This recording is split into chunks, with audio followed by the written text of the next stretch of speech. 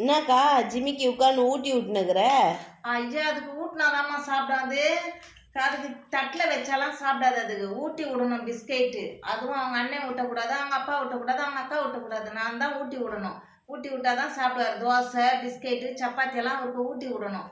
சாப்பாடு மட்டும்தான் தட்டில் வைக்கணும். இல்லைன்னா போட்டு போகிறோன்னிக்கின்னு இருப்பார். குடு குடு குடு குடுன்ட்டுன்னு உக்காந்திக்கின்னு சின்ன சின்னதாக கிள்ளி கொடுத்தா தான் சாப்பிடுவார். இல்லைன்னா அவர் சாப்பிட மாட்டார். அவர் என்ன பண்ணுறது? அவருக்கு வந்து வாழ்க்கை பாரு அப்படி. நம்மளுக்கெல்லாம் வீட்டில் நாங்களாம் சின்ன பிள்ளையா இருக்கலாம், எங்கள் வீட்டில் பெற்றவங்களாம் எங்களுக்கு ஊட்டலம்மா. அவருக்கு ஊட்டி தான் விடணும். அவருக்கு ஊட்டி விட்டா தான் அவர் சாப்பிடுவார். அவ்வளோ பெரிய ராஜா ஏன் கேட்குற? கை கால் எந்திரிக்கு செவுத்து மேலே வச்சுன்னு தான் படுப்பார். அவர் கீழே வச்சுன்னு படுக்க மாட்டார், பெட்ஷீட்டில் தான் படுப்பார். அவர் என்ன சொல்கிறது அவர் வாழ்க்கை?